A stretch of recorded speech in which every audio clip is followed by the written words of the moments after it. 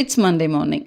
சாட்டர்டேவே கேர்டெல்லாம் ரெடி பண்ணி வச்சுட்டு தான் போயிருந்தேன். ஏன்னா எப்படி இருந்தாலும் ஊருக்கு போயிட்டு வந்தால் பயங்கர டயர்ட் ஆகும்னு எனக்கு தெரியும். ஸோ அதனால தான் சாட்டர்டேவே பிளான் பண்ணிவிட்டேன், மண்டே கேர்ட் ரைஸ் தான் கண்டிப்பாக அப்படின்னு சொல்லிட்டு. காஃபி குடிக்கணும்னு டெம்ப்ட் ஆகும்போதெல்லாம் காஃபி குடிக்க ஆரம்பிச்சிட்டோம், அதே அடிக்ட் ஆயிரும் அப்படின்னு சொல்லிட்டு ஹாட் வாட்டர் தான் இப்போல்லாம் குடிக்க ஆரம்பிச்சிட்டேன். ஸோ எப்போல்லாம் காஃபி குடிக்கணும்னு ஃபீல் ஆகுதோ அந்த டைமில் ஹாட் வாட்டர் குடிச்சிக்கிறது. ஸோ முட்டை வந்து வேக வச்சுருந்தேன், பட் என்ன பண்ண போகணுன்ற பிளானிங்லலாம் இல்லை. சரி ஏதோ பண்ணிக்கலாம் அப்படின்னு சொல்லிட்டு இன்றைக்கி வந்து ஏபிசி ஜூஸ் கிடையாது, கேரட் அது கூடயே வந்துட்டு கோகோனட் போட்டு தான். ஸோ இந்த காம்பினேஷன் எனக்கு ரொம்ப பிடிக்கும், நல்லாவுமே இருக்கும். ஸோ மைல்டாக ஹாட் வாட்டர் ஊற்றி குடித்தோம் அப்படின்னா இன்னுமே சூப்பராக இருக்கும், எனக்கு ரொம்ப பிடிக்கும். நாட்டு சக்கரை வேணால் லைட்டாக போட்டுக்கலாம், பட் இன்றைக்கி நான் எதுவுமே போடலை. எனக்கு வந்து இன்றைக்கி பிடிச்ச வந்து பம்கின் தான். ஸோ என்னோடய லஞ்சுக்கு நான் தனியாக தான் ப்ரிப்பேர் பண்ணிப்பேன் எப்போவுமே. ஸோ ஸ்டீம் பண்ணி அப்படியே எடுத்துகிட்டு போயிடுவேன், சால்ட் கூட போட மாட்டேன், எனக்கு அந்த மாதிரி சாப்பிட்டு பழகிடுச்சு.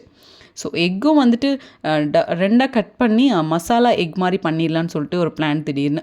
இது வந்து ரொம்ப ஈஸி. ஆயில் ஊற்றிட்டு கஸ்தூரி மேத்தி, மிளகாத்தூள், மஞ்சள் தூள், அது கூட வந்துட்டு லைட்டாக குழம்பு மிளகாத்தூள், சால்ட் போட்டுட்டு ஆயிலில் லைட்டாக ஃப்ரை பண்ணிவிட்டு அந்த முட்டையை அப்படியே போட்டு அந்த பக்கம் இந்த பக்கம் திருப்பி எடுத்தோம்னா செம்ம டேஸ்ட்டாக இருக்கும், எனக்கு ரொம்ப பிடிக்கும். ஸோ கர்ட் ரைஸே மிக்ஸ் பண்ணி பேக் பண்ணி எடுத்து வச்சாச்சு.